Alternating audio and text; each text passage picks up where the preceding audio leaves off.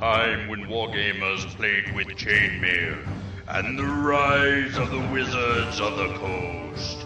There was an age of gamers. And unto this, Gygax, destined to bear the crown jewel of TSR upon a troubled brow, to show you all how to roll for initiative. Welcome to the Roll for Initiative podcast, issue number 68. I am DM Vince, sitting alone in the chair tonight. The other rest of the crew has off tonight. I'm sitting here with the creator of AD&D, no, not Advanced Dungeons & Dragons, Adventures of Dark and Deep, Joseph Bloch. How are you doing, sir? I'm doing well. Thank you for having me. Great. I'm glad you can come on the show and explain a little bit about how you came about this game and why you're doing it. First of all, let's start with the title. Where did we get this title from? Well, I actually went through several different titles until I settled on Adventures Dark and Deep. It might strike some as being kind of a smarmy little acronym that echoes back to Advanced Dungeons & Dragons, but I really think it captures a lot of what I'm trying to emphasize in the game itself, because it does obliquely evoke images of dungeon crawling and the way the game was played back in the late 70s and early 80s, and that's really something I'm trying to recapture. Which is what we all love to play anyway, so yeah. Yeah. Okay, and the artwork with the wizard holding the tome, that was from, you got that as a public domain artwork? Yes, actually, that's a public domain. All the covers on the playtest versions of the books are public domain by N.C. Wyeth, who was a great artist back in the early 1900s, and he did a lot of magazine covers and things for adventure books and storybooks and things like that. And I was just sort of trolling the web looking for public domain artwork, and I stumbled on a site with some of his stuff on it, and I fell in love with it. So it seemed very appropriate for what I was doing. Awesome. But it's going to be the plan is to replace that artwork with commissioned art at some point. Right, and you're interviewing possible people as we speak. Yeah, okay. Exactly. Okay, so let's start off with what started this whole thing off for you to recreate the three books you're doing. Obviously, you can get them by going to adventuresofdarkanddeep.com, and then you pull them off RPG Now. Correct. You did have them on your site for a while, and I see you transitioned over RPG Now. Was there any reason behind that, or bandwidth reasons? Well, I had actually just this month I started actually selling a couple of things on RPG Now, and it's kind of just made sense to bundle everything together in one place. I've put out two optional player character classes: the Necromancer, which came out earlier this month, and the Witch, which actually went live today. And there were a lot of tools on RPG Now that lets you track things and so on and so forth, and you can send updates to people who've already downloaded. So it just made sense to kind of get everything together. Right, and you're publishing this under the Open Gaming license, correct? That is correct. Okay. So as we're looking down here, let's see what you were going to explain to me. I was about to ask, actually, how this all started exactly. It actually started with a blog post on my Greyhawk Grognard blog several years ago. I was going through some Dragon magazines, and something that caught my eye that I'd always been interested in were a series of articles that Gary Gygax had done in the early to mid '80s about his version of what second edition was going to look like, where he put forth, we were going to have mystics and jesters and mountebanks and that sort of thing. And what I did was I kind of collected all of the Dragon magazine material, and I went through a lot of the Q&A things with Gary Gygax on various message boards across the internet, and I kind of gathered all the stuff that I could find easily together, and I put it in this big blog post, thinking, okay, here's a nice little historical what if that people might like to read. And the reaction on the blog was really so positive, and more than one person contacted me and said, okay, well, when are you going to start doing this? Yeah. And that got me thinking, and at the time I was working on my big mega dungeon project, the Castle of the Mad Archmage, so I didn't have a lot of time to work on on this. But now that Castle of the Mad Archmage wrapped up and has actually gotten picked up by a publisher, Black Blade, I found myself with a lot of time to devote to this sort of thing, and I remembered the reaction to that blog post and started working on the outline, and here we are. Here we are, yeah.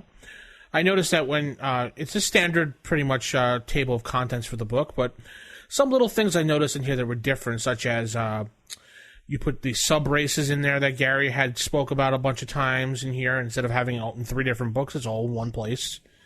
The different character classes and the sub-character classes are there as well. You went with the standard alignment system. And the secondary skills is something that I've never seen, obviously because I don't have Castles and Crusades, but you did say that Gary had wanted to do a skill-based buy system using experience.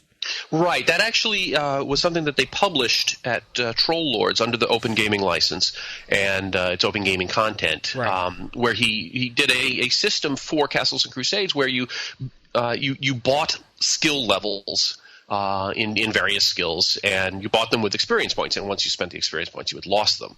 And I struck on that as just being a really elegant way of handling skills, because the dichotomy in first edition was always between non-weapon proficiencies, and you had separate non-weapon proficiency slots, and it was really clunky, and it felt like a real add-on, and it never really gelled with the rest of the system. But I think the way that the Castles and Crusades supplement did it, I think that worked a lot better, and I ended up taking that core concept and expanding it out. If you look carefully at a lot of those skills, you'll find that they are related to the way that non-player character hirelings work in the first edition DM's guide. For example, armor making is, the armor making skill is based a lot on how the armorer works in the DM's guide.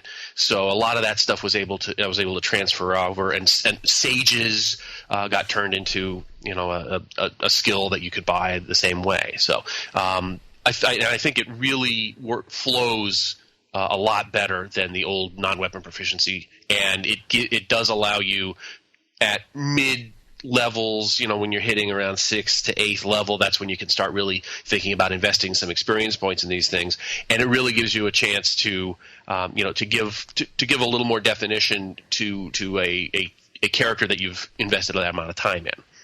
Now, when you say expending experience points, you lose it. Do you lose the level if you go down past the level as well, or? That's correct. I wouldn't recommend that.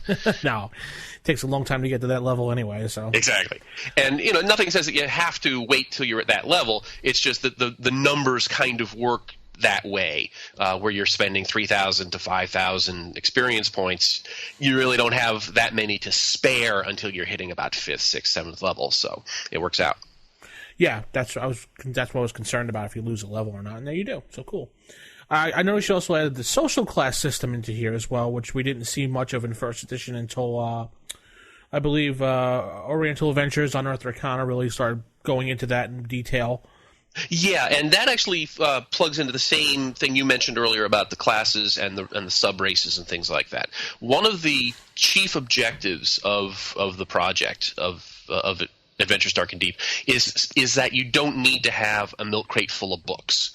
Yes. And then you're flipping between, okay, is this rule in Unearthed Arcana? Is this monster in the Fiend Folio or Monster Manual 2? Everything is reintegrated into just the 3 core rule books.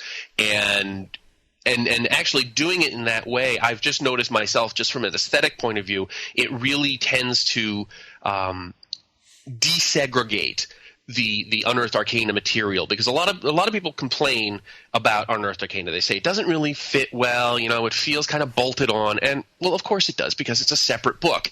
And if you're looking for a spell and you say, oh, it's in Unearthed Arcana, it's one of the new spells. It's not a real spell; it's an additional one. It's a subtle psychological point. But when you see them all just integrated in the single rule book, and there's no distinction between a spell that was originally in the player's handbook and one that was in Unearthed Arcana, you really get that sense that it's a more cohesive whole, even though the material itself is the same. Just the psychological fact that it's all in one book, yes, and it's all alphabetical, and it's found one right after the other, and they're all consistent. That really makes a difference. Oh yeah, definitely. I also noticed that you put in, which I thought was pretty cool, was the differences in the strength for the men and women. Yeah, I don't really know why a few people really think that's a big deal. Yeah, I saw you got a lot of flack over that on the forums. Some people asking why that was silly to do that. Whatever. And my answer is I'm doing it because that's the way it was done. I'm not trying to change things to make them the way I want them to be. The entire goal of Adventures Dark and Deep is not to say, oh, this is Joe Bloch's version of First Edition. This is the goal of the project is to get as close as I can to what Gary Gygax would have produced in 1986 or 1987 if he was allowed to keep developing Dungeons and Dragons. And that those gender differences, and they're minor. It's not like you get these huge bonuses if you're a man and you don't if you're a woman. There's a few little maximums that you have to deal with. It's really nothing. It's a none such. But that's how he had it, and that's not something I felt comfortable changing just for the sake of changing it to meet current politically correct attitudes. Right, and of course, there's always that rule 0 of if you don't like it, don't use it. Well, exactly, and that's that goes for anything in here. Yeah. If people don't like the fact that I'm using descending armor class, and if you don't, you're just wrong on an objective level, and I will say that. That's a joke. Yeah. Or if you don't like the fact that that we have a change in the way initiative works, or if you don't like a particular spell, don't use it. If you don't think jesters belong in a serious fantasy game, you don't allow them. And that goes for every single word on every single page. Right. In any game, but especially for this. You're the guy running it. You picked up the book. You decide what can be used in the book and what can't be used. So exactly, and that's no different than the way we played First Edition. Exactly. I mean, I've played First Edition for years now, upon years, and there's things in here I don't like. I don't use them. I just ignore them. Exactly. So tell us a little bit. You briefly said how the initiative system changed. So we're moving on to combat a little bit here. Okay. So tell me how the initiative system changed, first of all. Well, the initiative system is changed in a couple of different ways, and one of the things that Gygax had said was that he wanted to streamline the combat. He wanted to make it easier, and I know that there are a lot of examples of people who've played in Gary's games at conventions, and they give pretty specific, this is how he used to run combat. And I don't say that mine's a perfect reflection of that, but it's the best that I can come up with. And basically, the way the initiative works is that you roll for it each round, and it's done individually by each character. So, if there's 4 people playing, each of the 4 people will roll a d10 at the start of each round, and then you'll re-roll. So it's not like the party gets a 2 and the orcs get a 7, and that's the way it is until the melee's over. It changes it up every round so that it gives a little more dynamic flow to it. And what happens is the game master just starts calling off numbers, starting at 1 and working his way up. So when you roll initiative, you're rolling a d10, you add your weapon speed, you subtract your dexterity, and that's your number. Right. So I start calling off 1, 2, 3, and then somebody will raise their hand. I go on 3. Okay, fine. 4, 5, 6. I go on a 6. 7, 8. Okay, this monster goes on an 8, and so on and so forth. And it really works well. It sounds kind of cumbersome when you read it, but when you actually see it in action, I find it's quicker than First Edition combat. I can tell you for a fact it's quicker than 4th Edition combat. Yeah, well, anything. Yeah, walking down the hallway is faster. Yeah. I've seen that in action. I actually played at the local con here in PA, and there's a guy here that comes every once in a while, was playing with Gary on his porch. And when we played First Edition with him, he does exactly what you said, and I've seen it in action. It works pretty well. I mean, I wouldn't use it, but it works pretty well. Yeah, well, that rule 0 again. Their own, yeah. And I like it because it does change things up each round. There's no guarantee that I rolled a good number at the beginning of the combat, so I'm always going to be going first. It's different each round, and it differs depending on what you're going to do, because if you're trying to cast a spell, you add the casting time to your number. So if you cast a spell that takes 1 segment, it's going to go off a lot quicker than a spell that takes 8 segments. Mm-hmm. Now, I don't see I'm doing a quick look over here again. I don't see the the 2 hit adjustments that were in first edition, you move those out as far as the armor class versus weapon? They're in an appendix. Okay. And the reason I did that is because he specifically said that was something he did not want to include in it. But this is one of the few rare instances where I love it so much that I just wanted to put it into an appendix. And because it's an appendix, it's even more optional. So even if I'm the only person in the world who ever looks at that appendix page, it's there for me. And I'm not going to apologize for that. And no, you don't have to apologize. That's what the appendix page is for, optional rules. Exactly. And you'll see that's also where the assassin class ended up, because that's something he also specifically said he wanted to relegate to to an appendix. I think if he really had his druthers, he would have taken it out altogether, but people were so used to having it, I think he calculated that he really couldn't get away with just jettisoning it altogether, like we did with psionics. Yeah, I noticed that's not in here either. That's because that's something he explicitly said. Psionics is right out, and that's a decision I wholeheartly agree with. I've always felt that Psionics is like playing a Jedi in Star Wars and D&D. So yeah, if you Google he tells a story in a couple of different places about how he was pressured to come up with a psionics system by some people who just kind of showed up on his front porch one day and regretted it ever since. So it kind of makes sense that that's one of the first things that gets the heave-ho. Good. Now, for hand-to-hand combat, you've modified some of the grappling rules that was taken out of Unearthed Arcana? Absolutely. Well, it's not even so much out of Unearthed Arcana as just redone from whole cloth. The way that unarmed combat, grappling, pummeling, and overbearing works in the game now is it flows seamlessly with regular combat, with melee combat. It's done exactly the same way. You roll a d20 for melee, you're going to roll a d20 for unarmed combat. There's some different modifiers, but on the whole, it just flows exactly like the regular combat does. The difference being that damage done heals a little quicker than it does if you get hit by a sword. And I've used it many times in my own game. That's one thing that I've made a very conscious effort of, that needs to get hugely play tested out, and it works great, and if I may say so, because you're not having to all of a sudden shift gears and okay, now I'm going to be rolling percentile dice, and I gotta what's your weight compared to mine, and all these arcane little, even the Unearthed Arcana system, which purported to be an easier way of doing things, is pretty impenetrable.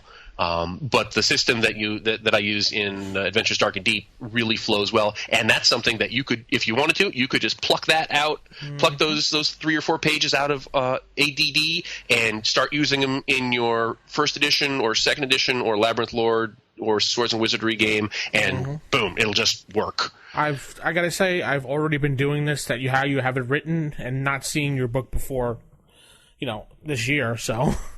I've been doing this for the longest time. Just roll d20. Why bother doing all those calculations? And I didn't have the minuses or pluses like you had. I mean, I just figured it out in my head. If someone was smaller, I just kind of gave them a little bit more of a bonus. Or exactly, and that's pretty much it. The bonuses and the penalties are, they're intuitive. If you're a small guy attacking a big guy, you're going to get a negative. If you're a big guy attacking a small guy, you're going to get a bonus.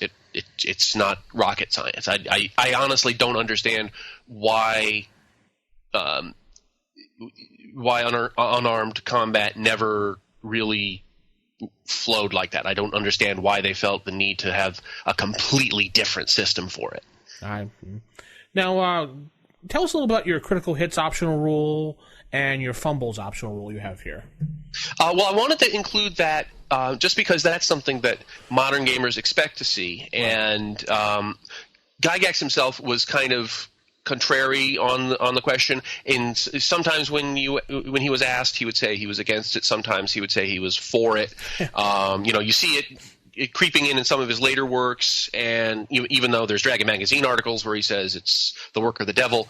So I wanted to put it in there at least as an optional rule. And I didn't go crazy. This isn't Arm's Law where, spleens are going to get ripped out of people's bodies and limbs get hacked off, and you slip on the blood and impale your eyeball on your own dagger. I didn't want to go crazy like that.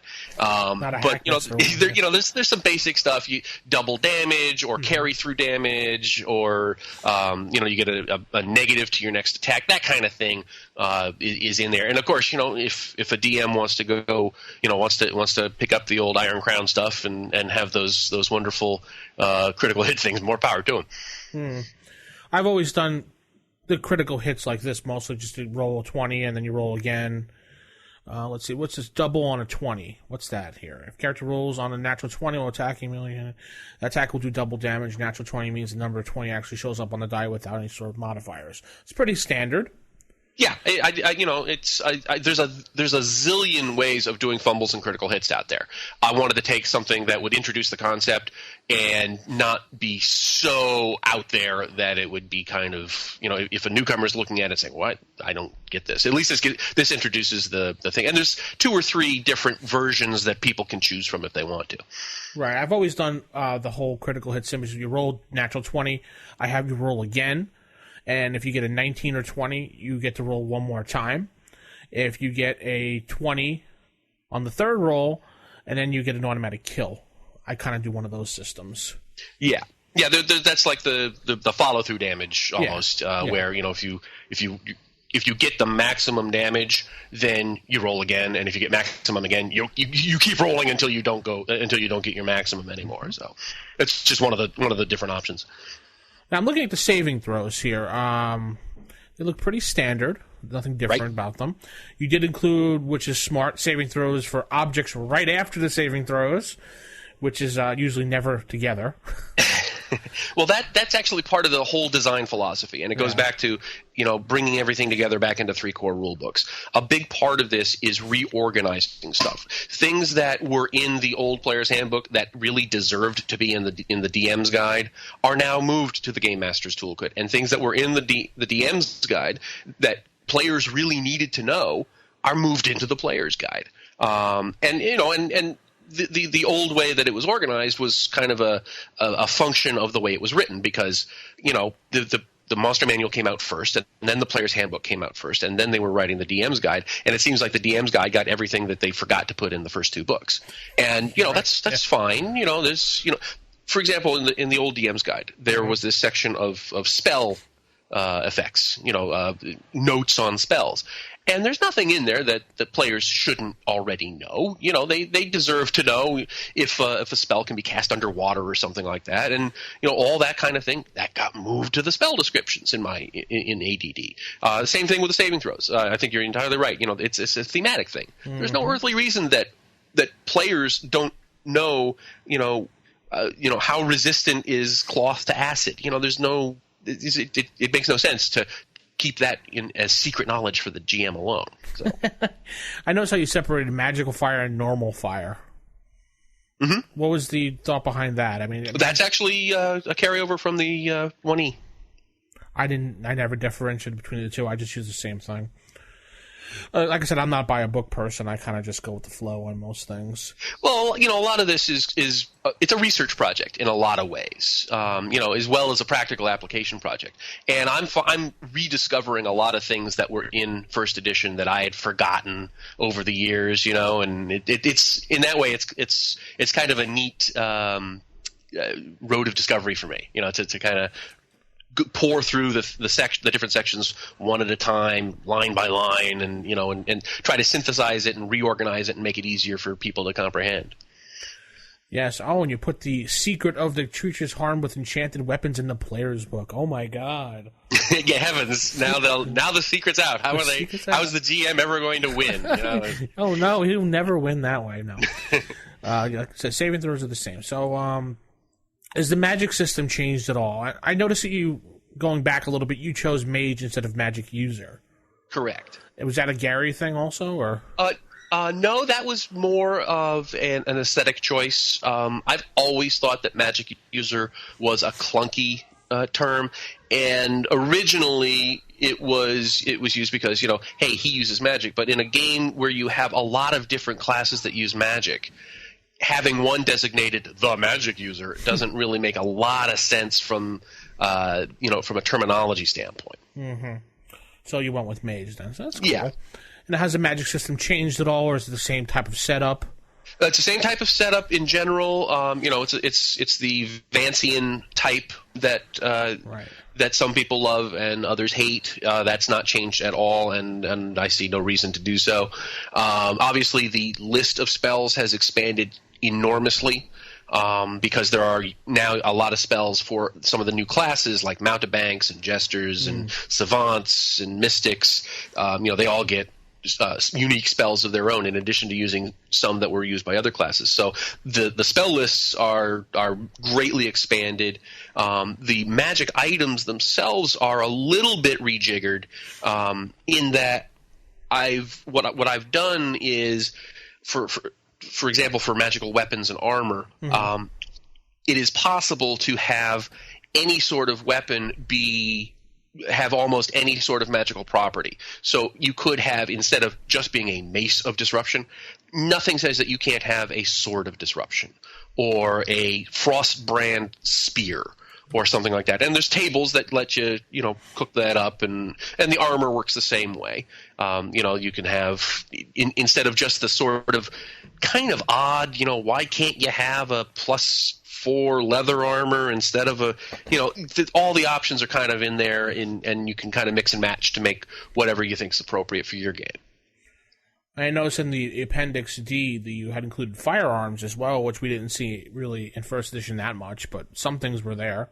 Right. You kind of went with this an appendix thing, because what were Gary's thoughts on firearms? I've never actually seen. He was kind of down on it. That's what he didn't seem to be very pro firearm, but then I went back to the origins. I went back to chainmail, and guess what? There's firearms in there, which makes sense because it's a historical minis game. Yeah. But I think that the GMs should at least have the option. And the firearms information that I put in there is rather skeletal. It's not an you could write an entire 256-page book on firearms in D&D, and this is just a few pages of some stats and things. I just wanted to be able to have the skeleton in there to give the GMs the option if they wanted to pursue it and beef it up on their own. Once again, it's kind of like saying, hey, don't forget you could also do this too if you want to. But I wanted to, it was something that I wanted to include. In one sense, it is hearkening back to the original chainmail. In another sense, it is a current thing, and I don't think Gygax ever said definitively in the context of his second edition whether or not firearms would be in there. So it's not like I'm directly contradicting a statement. So okay, and if you had to sum up AD&D or Advanced wow. I'm going to get that confused, sorry. People do all the time. Advanced I do Dark sometimes. and Deep, would you say it's more first edition or more second edition, or is this just your own edition? It's in terms of the mechanics. Yeah. It's it owes a lot more to first edition than anything else. And of course, the legalities of the Open Gaming License prevent me from making any statements of compatibility. Well, yeah. But it looks back into that game that we played in the 80s. Exactly, the world's most popular role-playing game. Which is fun to say. That's where it takes most of its DNA. Obviously there's some changes, but nothing that's earth-shattering, nothing that you couldn't recognize if you were playing or watching a game. Now, some of the spells, obviously, in first edition were named spells. How did you get around those? You just renamed them something you thought might be plausible to the spell, or? Well, a lot of those got renamed in the OGL itself. So, so a lot of that work was already done, because don't forget, because of the legalities of the license, the work that that Adventures Dark and Deep is based on is in fact the SRD. Right. That's true. That's where it has to come from legally, and then what's in the SRD can be tweaked to kind of retcon it back to a more first edition look and feel, and so forth. But in terms of the specific name spells like Nistel's Magic Aura or Tensor's Floating Disc or something like that, that renaming process had already been done. Oh, so you could basically just find the spell in there and just take the words there and just kind of twist it around for retroness. Well, yeah, you can't really, you can't use the actual text that they use, obviously, right. But the mechanics of how the spell works, yeah. Okay, and monsters. What did you get around for using certain monsters that weren't allowed to be used? Well, those. For instance, say the Beholder. Did you have your own version of the Beholder in there, or you just said I'm not going to bother with that? There is a creature in the Adventures Dark. Look, I'm doing it. In Adventures Dark and Deep bestiary that has a striking similarity superficially to the first edition Beholder. You might find other creatures that have similar similarities. But in doing so, that's kind of a tradition. You see the same thing done in Labyrinth Lord and Swords and Wizardry, and and Osric, I think, does the same thing for a few things, if I'm not mistaken. So, there's the legalities of the thing really force you to jump through a few hoops that one might not otherwise like to have done, but there it is. You can't really do anything about it. I mean, the only way to get around that is to drop the copyright and just say, "Hey, here's my fan book." Even that, you're not to get into a long discussion about copyright law, but even if it's just a fan book that you're giving away for free, you can't violate people's copyright. Right, I understand what you're saying. Yeah, so there's things that you have to do from a legal standpoint, and I've tried to comply over and above what the license requires. I've tried to go by the letter and the spirit, and I haven't gotten a cease and desist yet. So I don't think you will. Don't worry. So you're on playtest version 1.1 right now. Well, the different books are in different stages. The bestiary is still 1.0.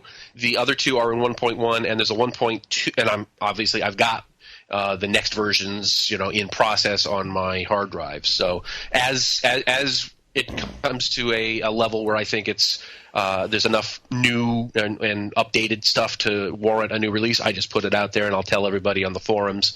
But it's a constant iterative process, and I'm getting tons of great feedback from people on the forums who are playing the game. I'm running a game of it myself, face to face. People I know are running it over Google Plus, and I know there's face-to-face games all over the country. So I'm getting tons of great feedback, both big scale and hey, you missed a comma here kind of stuff. So well, that's good. That's good. You always need that help.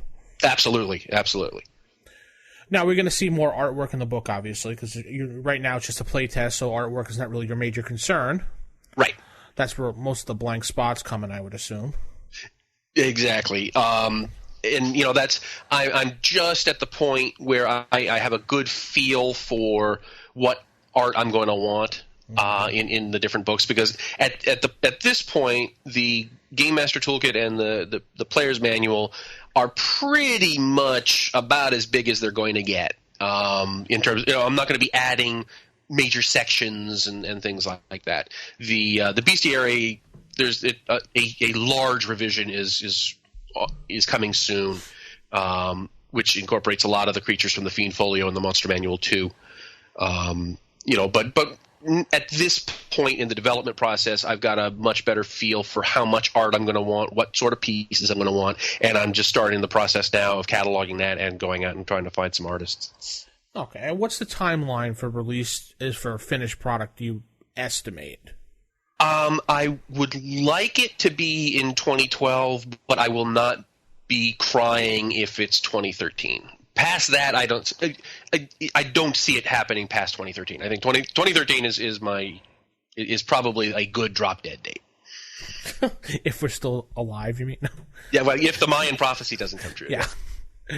All right. Well, been an interesting talk with you here about Adventures Dark and Deep. I hope to see more of it as I'm looking through this book, and probably going to download and bring it to the convention I'm going to in a couple weeks to distribute to some of the first edition players there, see what they have to think about it. Beautiful. Thank you very much. And everybody's welcome to come over to adventuresdarkanddeep.com. Mm-hmm. You'll have full instructions there on how to, links on where to find the thing. There's a forum that you can sign up for to give feedback. And like I say, any feedback from anybody is always welcome. And it's really making a difference in the way the game is being put together. I'm really taking all the feedback I'm getting to heart, and it's making substantive changes. And the more the merrier. Well, will we see a quick start of this eventually when this product is done? You think?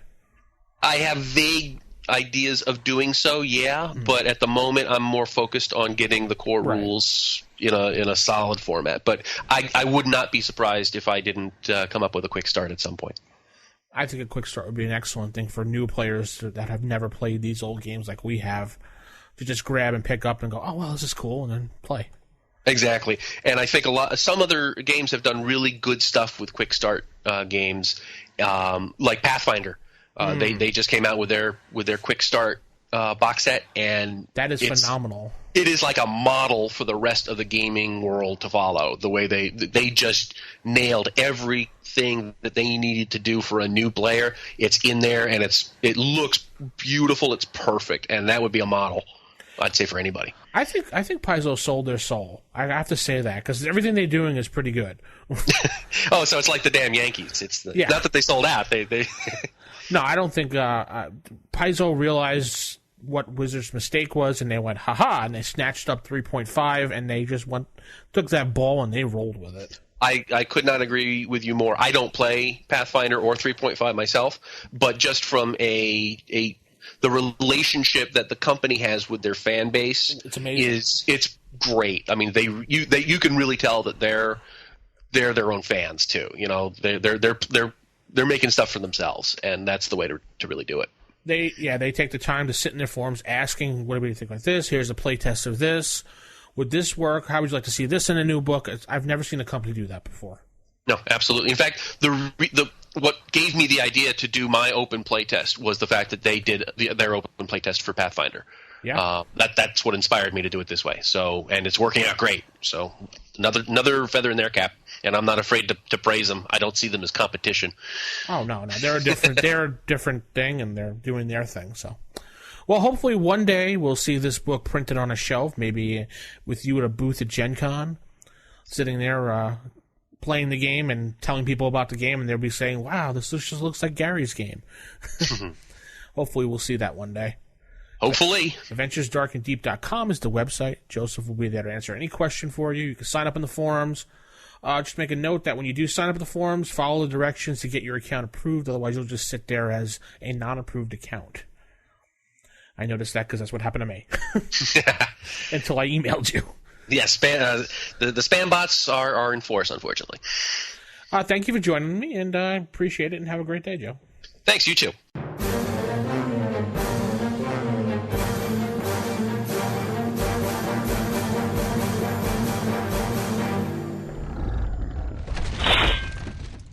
Roll for initiative.